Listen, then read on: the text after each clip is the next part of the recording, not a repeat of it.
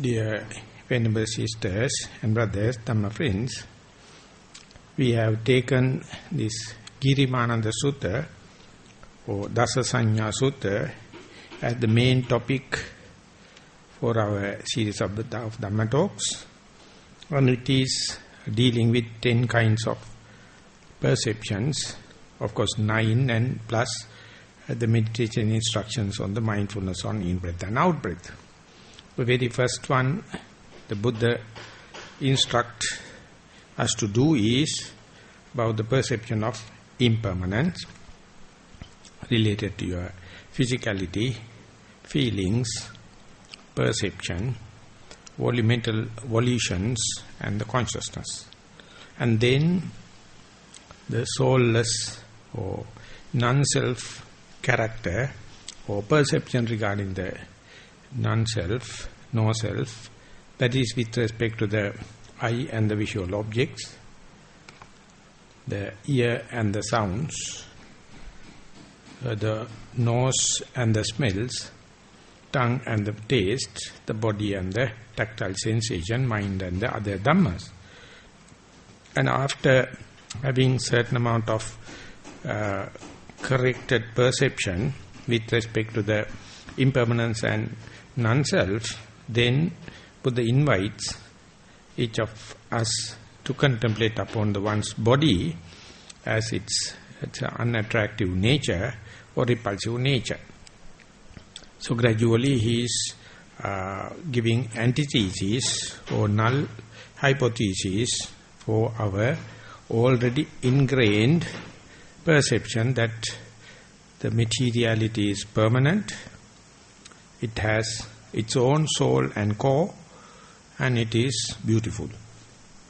And instead the Buddha says, it is impermanent, at least perceive as non-self, and see its unattractive nature or repulsive nature as far as the body is concerned or body parts are concerned. So with that understanding or the background, we are proceeding further to see the danger or the disadvantage of the body or bodily phenomena. This is also introduced as a perception. It's called Adinava Sanya. Adinava has been translated as the danger or flaws or disadvantages. Because usually we individually always think one-upmanship. We think we are better off when compared to our other members with so and so qualities, and therefore always we overestimate regarding our abilities and our health. And those who are thinking other way we call inferiority complex. Those who are thinking in terms of betterment, one-upmanship called superiority complex. So we can cut our population into two. It's half fall into the inferiority, half fall into the superiority. No one look at it as it is. Such an eccentric viewpoints we have. So whenever someone to see the disadvantageous side of the body or bodily functions, that is to give an alternative idea or thesis to think about, and it is not only mere psychological game, it is somewhat directly related with Venerable Girimananda's sickness, or as we try to understand, the healing power, the curing power.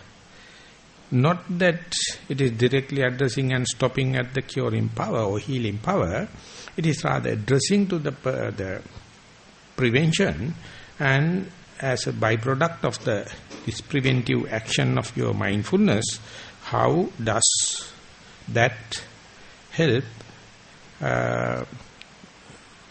one's curing and healing powers. So therefore, this aspect is very important, not only for the monks and the nuns living in the forest, because they have to get their maximum support from their body. If the body is not cooperative, conducive, no one can think about any kind of a meditation or even the starting point towards the mindfulness. So therefore one has to be have a healthy relationship or lovely relationship or friendly relationship or loving kindness relationship one's own body. In order to have it, you must not always entertain wrong perceptions. Better to introduce the things as they are, and then it will boost, it will give confidence to your preventive power, and then ultimately manifest also as curing and healing. So whenever you are meditating, at the beginning, even though you have a big hope regarding the curing and healing, whenever it is not being addressed, you get discouraged. And if it is so, easily you can understand your objectives are short of the final Nibbana. You are doing meditation for the sake of healing, for the sake of curing, and if it is the case, you will never get the correct perspective towards the mindfulness, correct perspective towards your spiritual life. So therefore nowadays in meditative sphere, so much of people, they have done halfway and writing books and give interpretations and give different commentaries. They are rather misrepresenting the Dhamma, misrepresenting the Buddha, the misrepresenting the followers, misrepresenting the moral conduct. That their very action is immoral because they have no enough enthusiasm or perseverance to continue. They do meditation for so and so time and expect this and that cure and healing things, but maybe end up with the wrong calculation and the wrong or rather disappointments. But if you keep on practicing, you can gain this curing and healing as a byproduct. But main thing is prevention. So with that idea, the Buddha says, whenever a monk or a meditator, mendicant, gone into the forest, being sat under a tree or gone to the solitude place, he contemplate as such, as follows: Bahudukko ko ayankayo. In my body, there are a lot of pains or disease. Bahu adinao, a lot of diseases and a lot of danger. Iti imasmin kaya vivida abadha uppajjanti. In this body, there are a lot of diseases and pains and aches are arising. Oh, this body is a nest for diseases. Roga niganda. That means it is holding a lot of diseases. So therefore this is nothing to consider as something precious like gold or gems or anything, but it is just holding diseases or germs or pains or aches. And with that general introduction, the Buddha says, Chakku rogo, sota rogo, ghana rogo. There are diseases called pertaining to the eye, the ear, the nose, the tongue, and each and every organ that we phrase have their own diseases, and he gave a fair coverage of diseases 2,600 years ago. And all of them are still valid, and when you study in the herbal medicine, each and everything is fully pragmatic and based upon the realistic thing.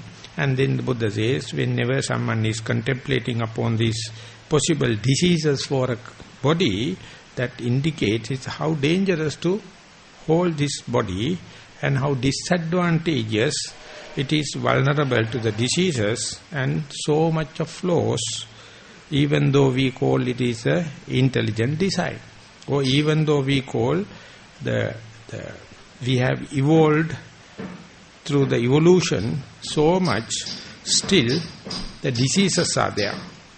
So, hinting and making a sarcastic joke, the Sanskrit poets, they say, Aho nirmana kaushalya, yena lokang vinirmitah, jagatyasming suvipule, swastato naikopi labhyate. It says, what a kind of creation. Aho nirmana kaushalya, yena lokang vinirmitang, the so-called omnipotent, omnipresent creator. He has created so much of beings in a vast different areas, not a single being is healthy. So that means the creator must be a sick person.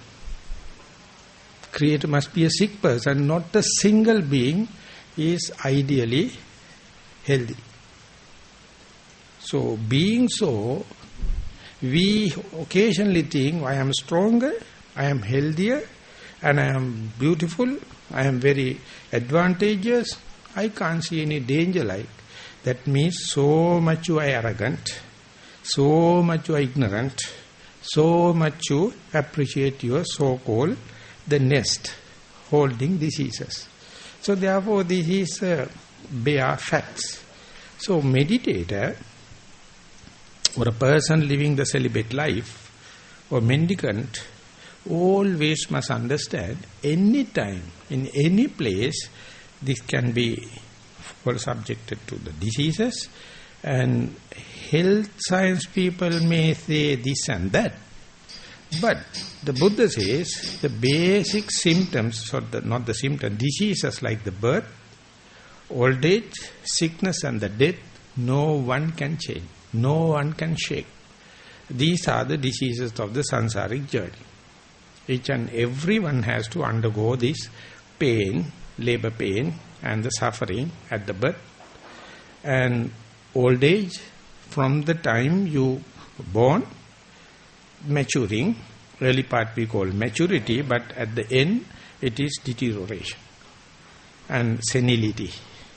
And no one on the earth can say that I have no diseases. One or the other disease. And the death.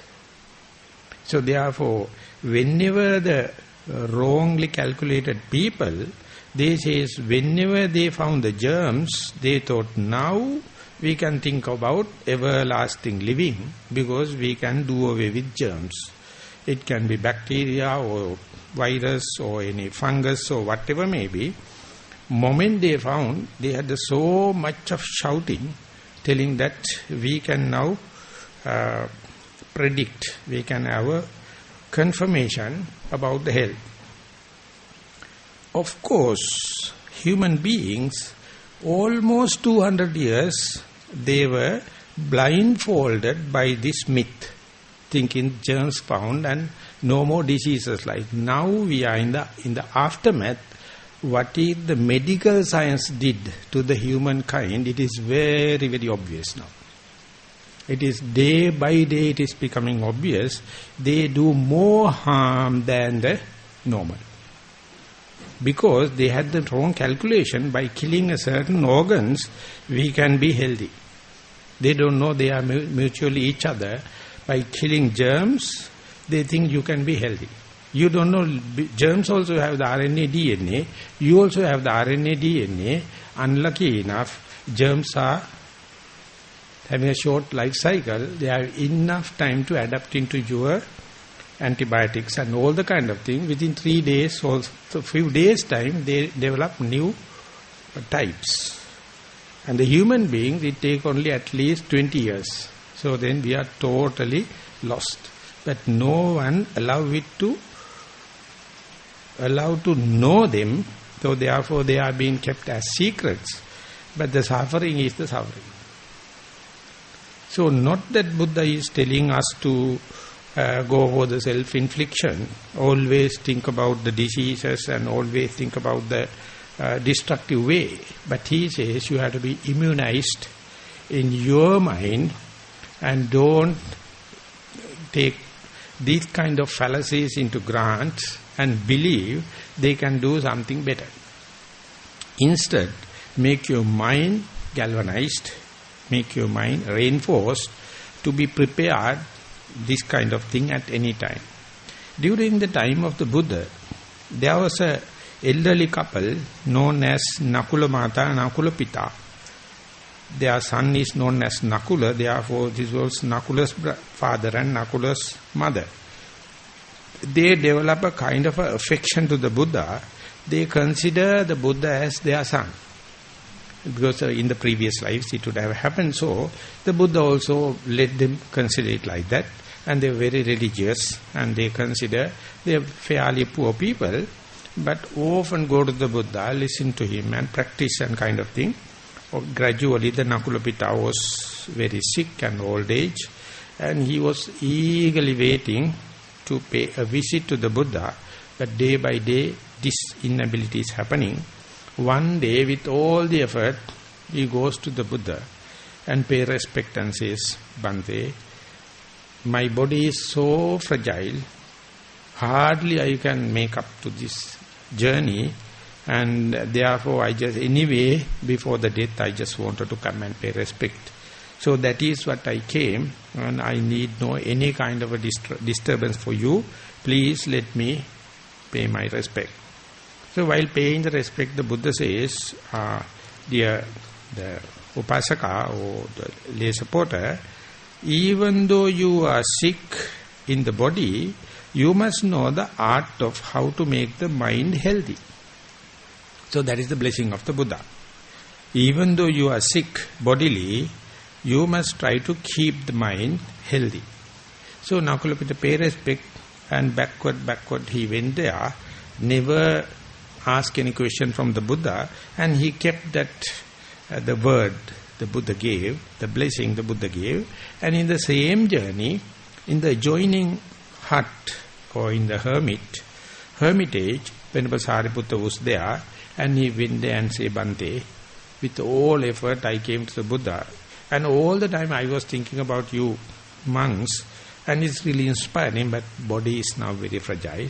I went to the Buddha and pay respect. Now on the way, I just wanted to pay respect to you also. And Venerable Sariputta also allowed him to do so.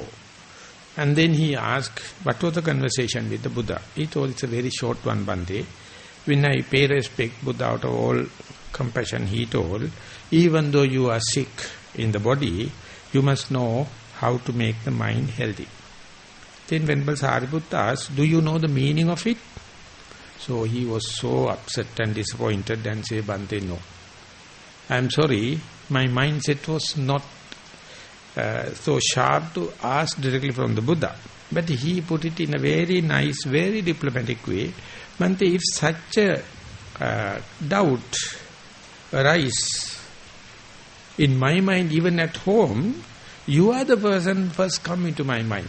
I think I better go and pay respect to Venerable Sariputta, and I better ask this question from you. So if being so, now your question I am returning to you. What do you think by this? What the Buddha meant by not having mind sicknesses even though body is fragile. Then Venerable Sariputta take the chance and give a very long discourse, Nakula Pita Sutta. He says, if it is so, Upasaka, please have a comfortable seat. Listen to me carefully. There is a way, even though the body is sick, inflicted, suffering, you can still keep the mind healthy. Then he says, generally people consider the materiality, my body, rupang attato manyati, rupe manyati, rupato manyati, rupasmingva attati manyati. They think my physical body is the soul. Or they think my physical body carries the soul. Or otherwise they think the soul having a physical nature and body is in it. So this is the way the uninstructed, unmeditated people think, they consider body as the soul, or soul is having the bodily mode, or body is the soul, or soul is the body. So when there is such a kind of a misunderstanding, when and where body become little disturbed, when and where body is little out of shape, your mind completely collapse and fallen sick.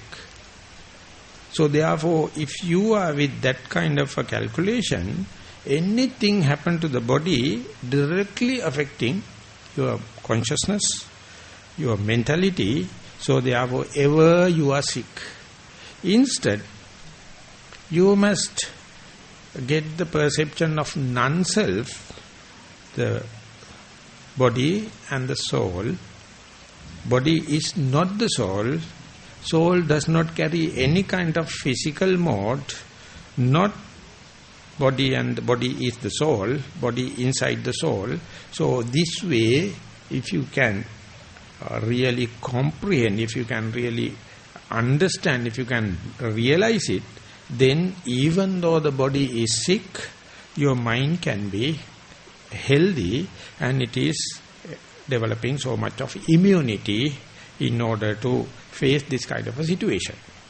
So this appear generally it's a hell of a task, because each and every individual consider the body as the soul, or this soul has a bodily manifestation, body has the soul, or body and the soul living together.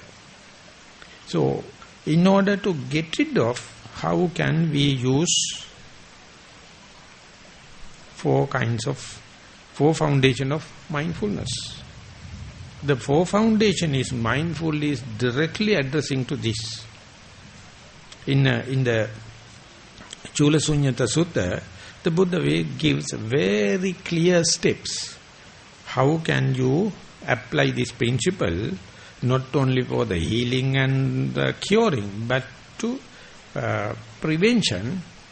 He says, when and where you are in the household life, from morning to evening, you have to think about the gold, you have to think about the livestock, you have to think about the movable and immovable things, and take care about this and that. Therefore, throughout that mind is occupied and full of tension, full of frustration, full of burning, full of torturing.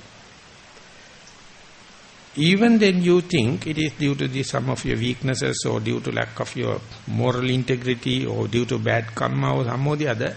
Keep on striving to make it comfortable, search the comfort zone and the least frictional path, full of the friction. No one found a substantial answer. But there's a radical way.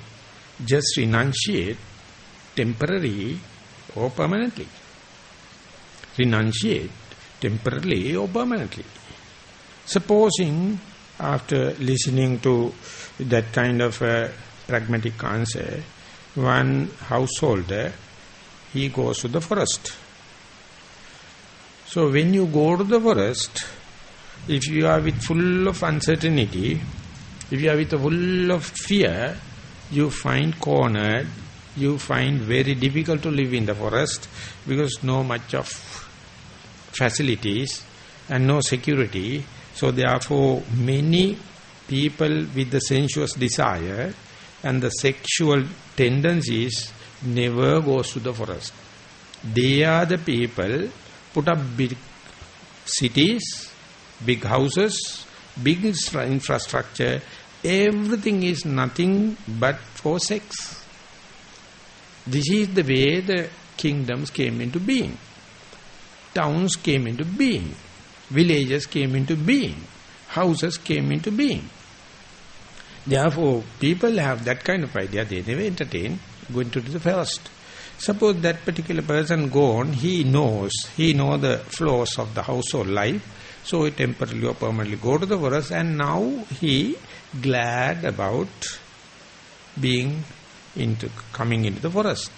So now the Buddha says, as far as he is happy to be in the forest, He is free from the village thinking, household kind of thinking about the goal, thinking about the livestock, thinking about the movable and immovable properties, but only he dwell in the forest. So therefore so much of tension, so much of frustration, so much of torturing and burning, he can pivot it off by just be a mere being in the forest. So therefore, living in the forest by itself, the Buddha says, is not a luxury. It is not a comfortable thing. It is kind of a friction. But so much of pain you can do away with, so much of frustration you can do away with, so much of tension you can do away with. Therefore you make forest dwelling. And suppose that while in the forest, knowing that it is not very attractive place, but is pragmatic. And then he bring the attention to oneself, one's own body. And under such circumstances, not only that he is free from the village kind of thinking, household kind of thinking, he is free from the forest too. Now he is confined to one's own body, and when and where, even a split second, or a second, or minute, or hour, live with the body, so much so he is free from the household problems, tension.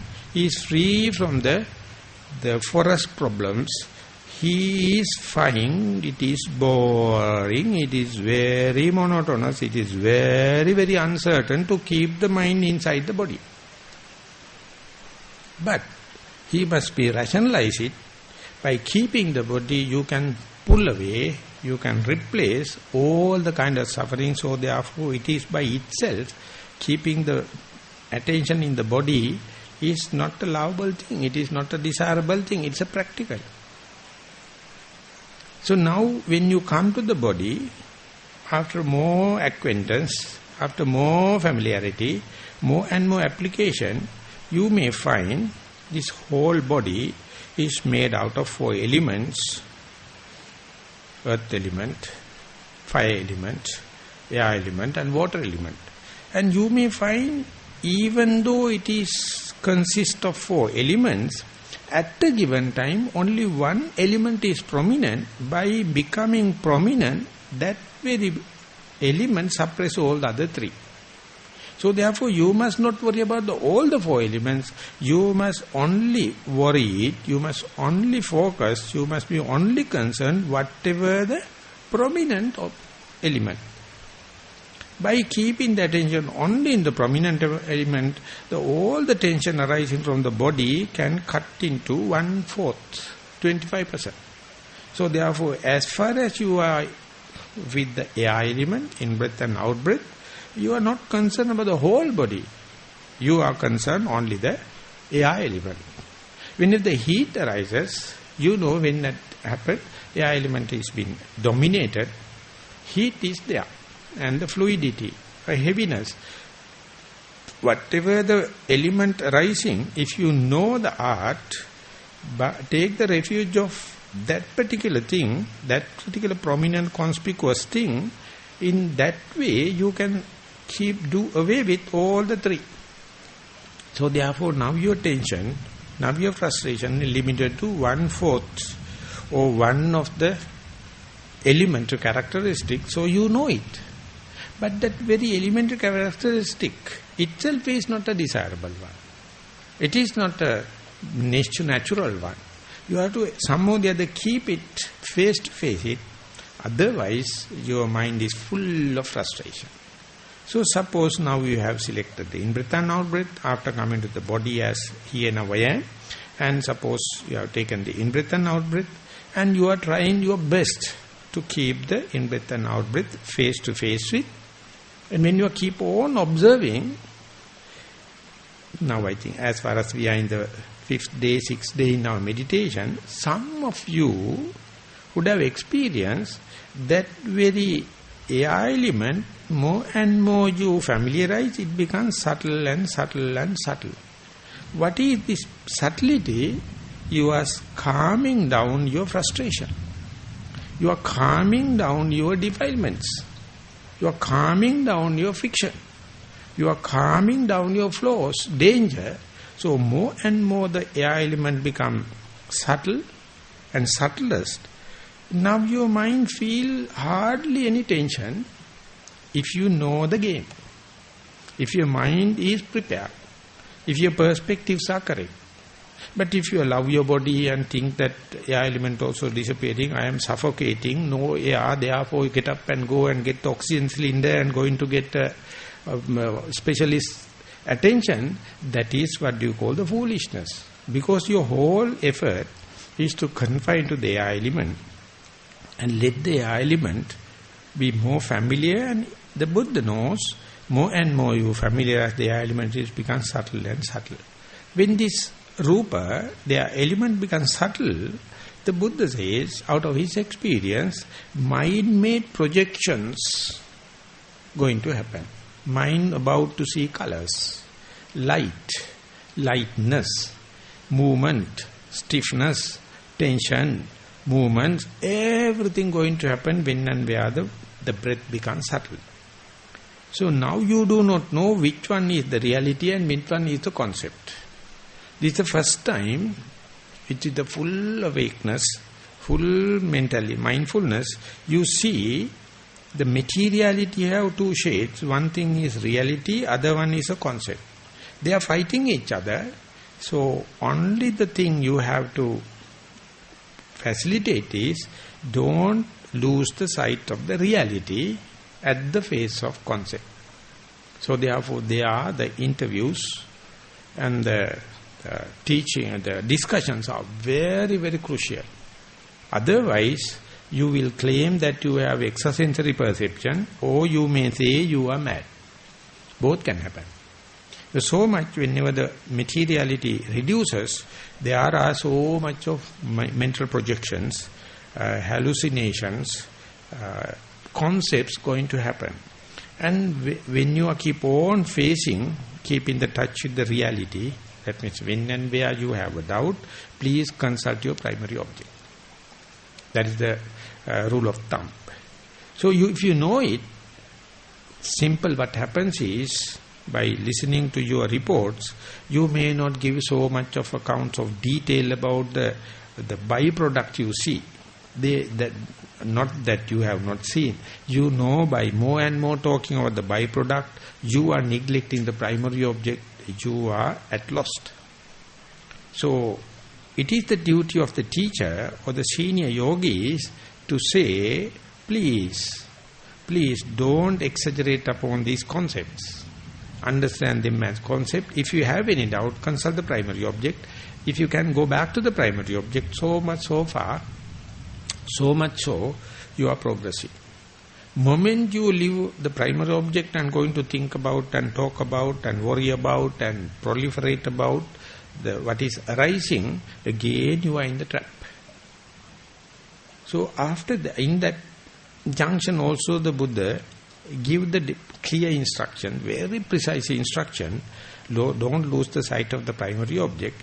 It is not your fault, it is the way when and where the materiality ceases to exist, becomes subtle, the mind made projections that Zen teaches, it says, so far in your life, if you are believing the whole samsara, what you did was giving so much of sensuous objects to the eye, like visual objects, shapes and the colors, so much of sounds to your ears, the smells to the nose, taste to the tongue, different comfort and all the kind of luxuries to the body, and pet ideas to the mind. Therefore, they have been so naughty, because at your best, being a rich person, you pouring this sensuous object throughout.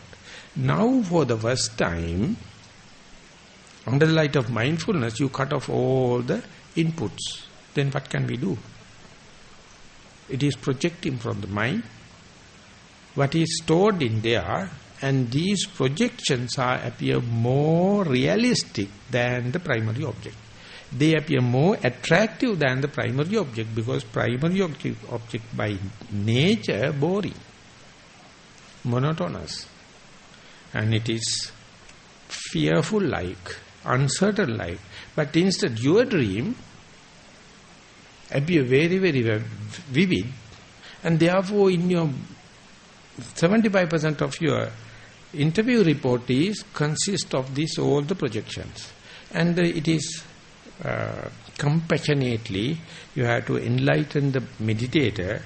You know this is exactly what it happens, but don't proliferate upon these concepts. Don't try to entertain into these concepts. Don't enter into the concepts. Understand the way how to verify something. This is the verification. For that only the Buddha give materialistic object. Even though it is evolving, you can take it as a pivotal point. You can take it as a benchmark. You can take it as a reference. You can take it as a sign. That sign is not the Nibbana. Without that, how can you deal with the concepts? So one day, imagine, you can understand this is reality and this is concept. You depend, trust more and more on the reality. When you go there, you can understand soon you disavow, soon you disclaim these concepts. They fade off very quickly. They become lively, they become vivid because of your acceptance, because of your seconding. So the day you cut off the fertilizer, the day you cut off the food, all the concepts become dull and blur, and easily you can see the primary object is tangible, verifiable, and you can go further. And in that kind of circumstances, whenever you see the concept as concept and the reality and reality, then the Buddha says, once that is become weaker, you can use a mantra or kind of a recitation. The projections, the concepts, they are not me, they are not mine, they are not my soul. Up to that moment, up to that level, you never chant it, contemplate it this way. You till that what you do is maximizing the primary object, maximizing the primary object without giving any proliferation or any fertilizer or food to the concepts. But once they become weaker, then the Buddha says, netam mama, neto hamasme, nameso atta. This concept or mind-made projections are not me, not mine, and not my soul. This is the point you can understand. This not only these projections, even the primary object is very, very subtle. That also not me, not mine, not myself. Once you broken at that level, same principle you apply to your primary object also, and that is how you work backwardly all the way back. All the world, they appear like solid, appear like soul is having a solid form, or solid is in soul and soul in the solid. Everything you can work back with the full-fledged mind, fully mindful mind, then only the Venerable Sariputta's instruction you can see. Otherwise you call this body is me, it is mine, this is my soul. And then your colleague also will say, yes, as far as you say it is you, yourself and your body, I can have my own rights to say this is me, this is mine, this is my soul. Both of them are get together and play the game. No one can understand in the correct perspective.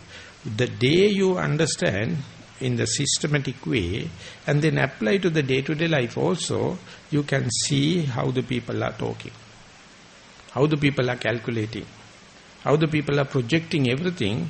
They consider this body as me, mine and soul.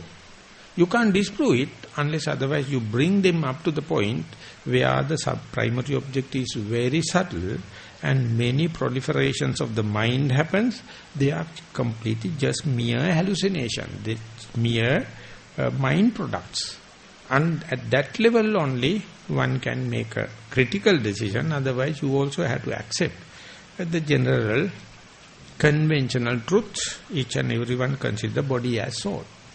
And whenever you are going to develop the inferential knowledge, not only the materiality, even the feelings, exactly the same. Moment you understand these feelings or cognition of the feeling and the recognition of the feeling, reification of the feeling is completely not according to your agenda. It's completely pre-planned. So therefore, if you do not understand, what you do is you keep on striving for pleasure principle. Keep on fighting to get the better half or desirable half or pleasurable half. So much so you hate the pain. So therefore, whenever the pain arises, your underlying tendency, the hatred, is burning you. You never see that your hatred to the pain, that is where you use painkiller, you are a killer. You will be killed. Simple. If you are using a painkiller, you are killing another living organ, and it's a cause and effect relationship. When and where you think even the killing, your heartburn starts. Killing is there. So by killing a germ, how can you be thriving healthy? Never. I am not challenging against the medical science. I am telling the simple truth. So therefore, moment you try to put up with this pain, for the first time maybe in your life, you may understand you have fair amount of tolerability, fair amount of forbearance, and that is the only one at last going to count. More than this anesthesia, more than this the germ killers and everything, unless otherwise you are using your internal this immunity, you will be more and more succumb to the external thing. Ultimately, when the real thing happens, you will be so fragile and you have to give up. So that is why the Buddha, giving up these royal facilities, he went into the forest and tried to depend on anything fallen onto his bowl, and he thrived 80 years, complete with not only the human character, it's a great human characters. Maha Purusha, which has special features, everything maintained. But when he is communicating with that other sentient beings, it was a hell of a problem regarding the communication. No one is happy to think that our body is having its own immunity to the diseases. And without making use, if you are going to give all the kind of other supports, what happens is your immunity becomes deteriorated and you become vulnerable, and therefore you must have to have certain amount of resistance. You must trust upon that. Not that Buddha is rejecting any medicine. And you trace back, you will see before the Buddha, what the Brahmins did was doing rituals and the praying the god, killing animals, and then only the remedy was. But the Buddha told, no, don't kill animal, don't go for these rites and ritual. There are some herbs, you can boil it and drink. This is the first ever historical report in the Buddhist literature. You have Besajjakkhanda, a book of herbal medicine. Till that everyone was talking against medicine, because they were talking about rituals. They saw only the Brahmins can do the ritualistic thing, and others has to come and pray, and only the God can do. You have to get the mercy of the God, and you don't have any kind of immunity. But the Buddha is the first person, therefore each and every herbal medicine and the Western medicine must pay respect to Buddha. He is the person who secured this medical science. So therefore not the Buddha is against the medicine, but it is very medium kind of a thing together with the immunity of the body. So whenever you go to the perception, still the The story is very, very dramatic, very lucrative. So, by observing the materiality and your relationship with your body and the materiality, your relationship with your pains and the perception, it goes more and more deeper, more and more profound. So, whenever you do not know, what you do is you trust upon outside and believe that doctors can make you healthy, medicine can you make healthy. It is a matter of the doctors and the medical science. I have to go and wait in the queue and only to pay the money. So much so you are irresponsible how to face the things. See things as they are. Let them come by their own way. Without rushing into this kind of thing, just see how much I can put up with. And this is the only way to develop your immunity.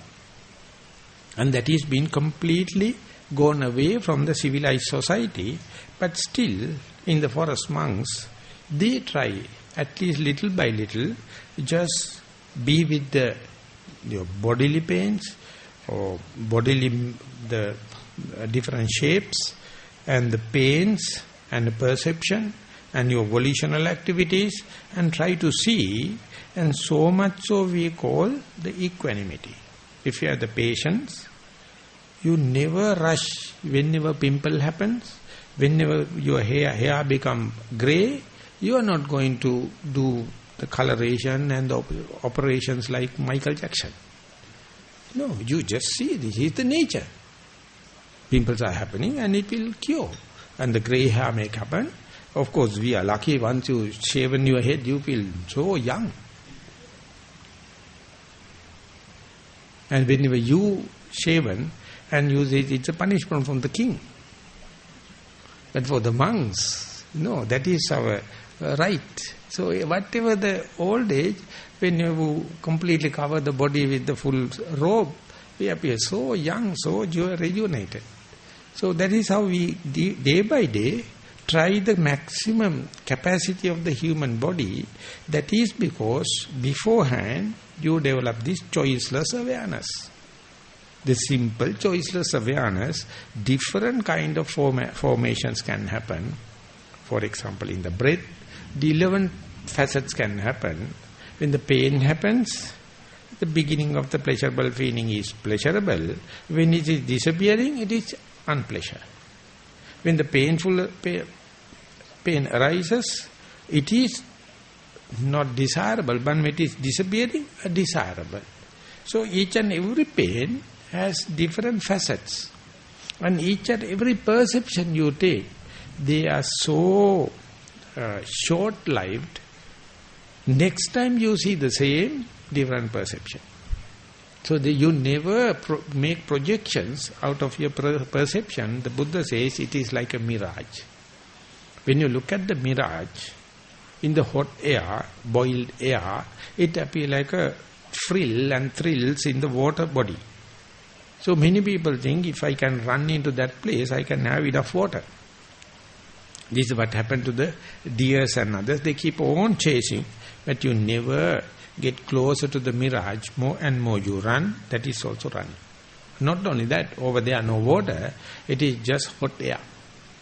So this whole our perception is nothing but like a mirage. And with that wrong calculation, whatever the projection, whatever the project, whatever the calculation you do, based upon the falsehood, wrong thing. So therefore it never going to give a lasting result. So therefore before projecting, before we put a projection, before calculating, you see how much your data is verifiable. How much your data is verifiable.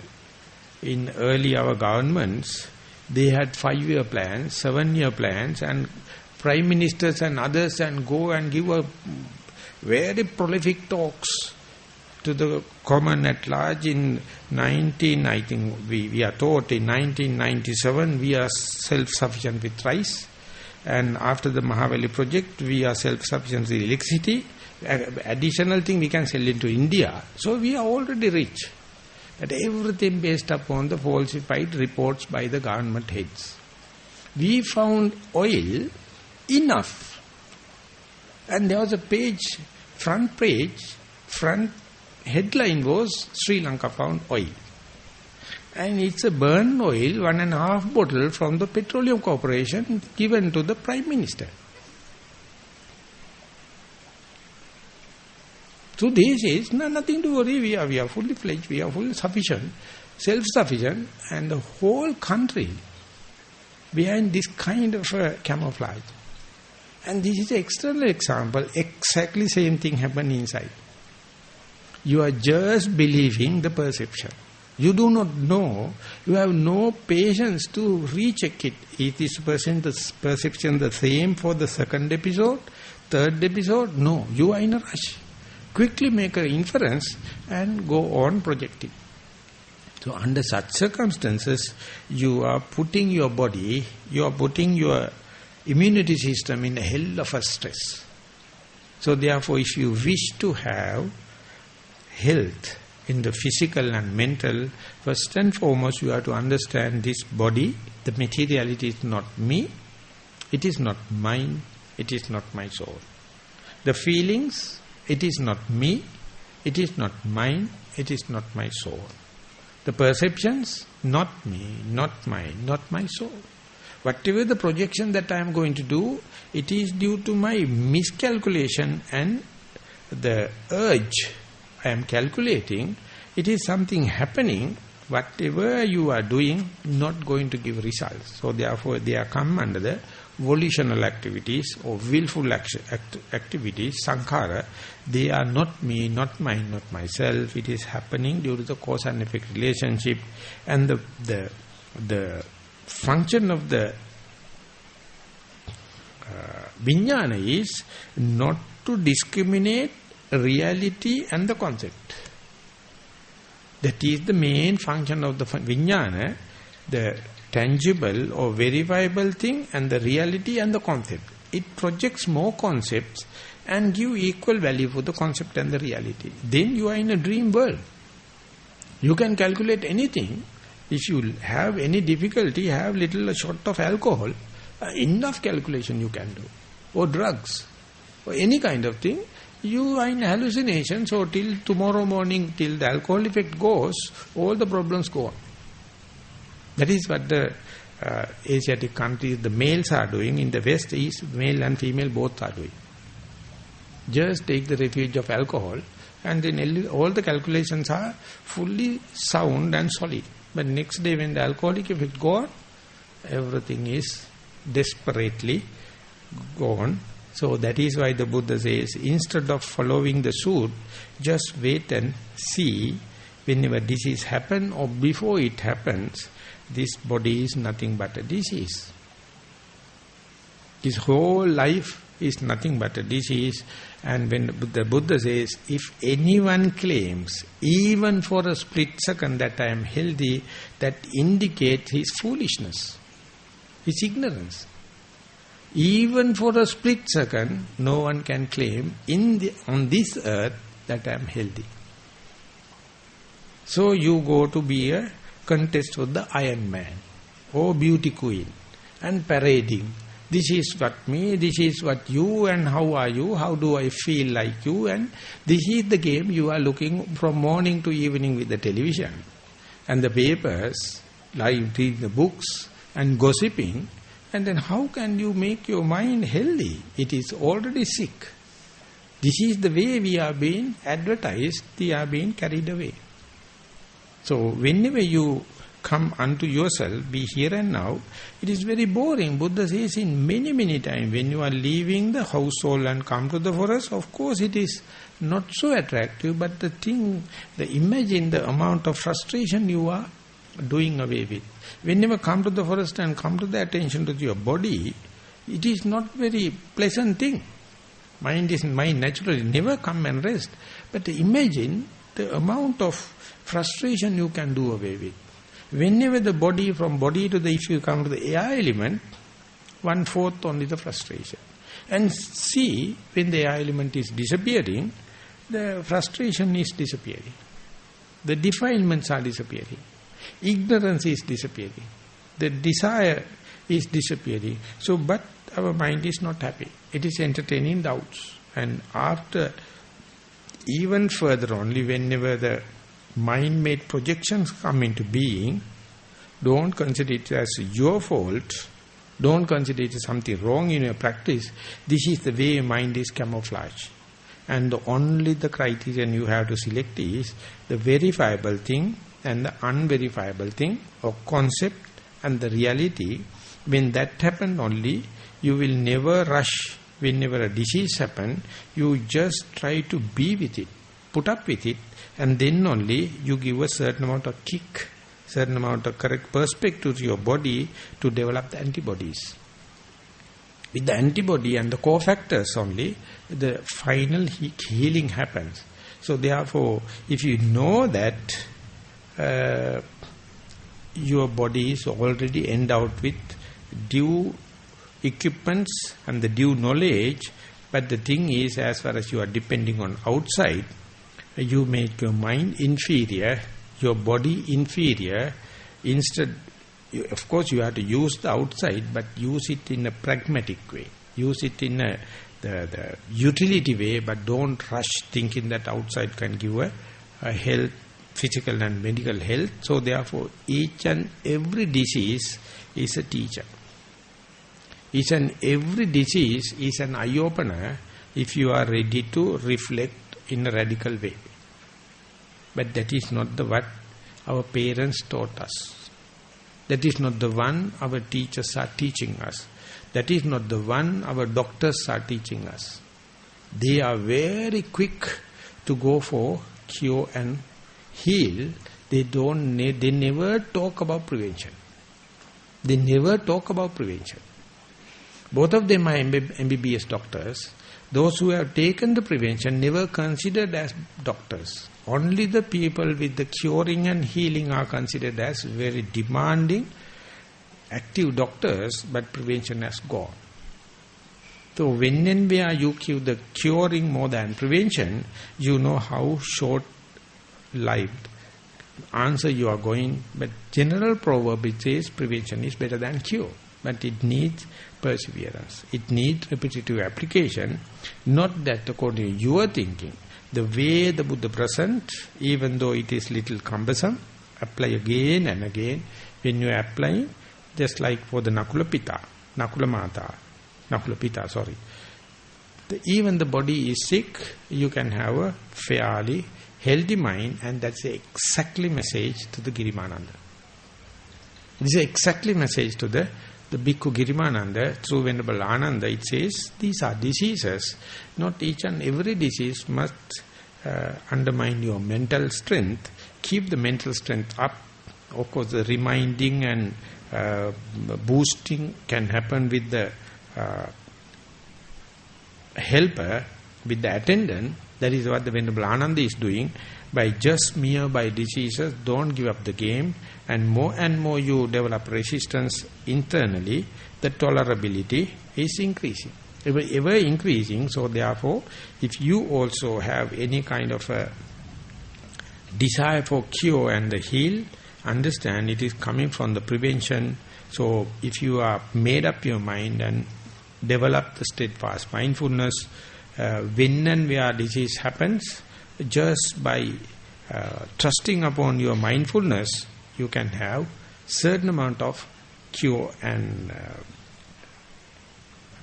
remedies. But don't wait till you become sick to develop mindfulness. That is foolishness. Do it when and where possible, knowing that each and everyone succumb to the disease. So overall message is not a destructive one. Overall message is not a nihilistic one. If you put it in a correct perspective, each and every disease, or each and every disease of your dear and near one also can make a boost for someone to develop urge.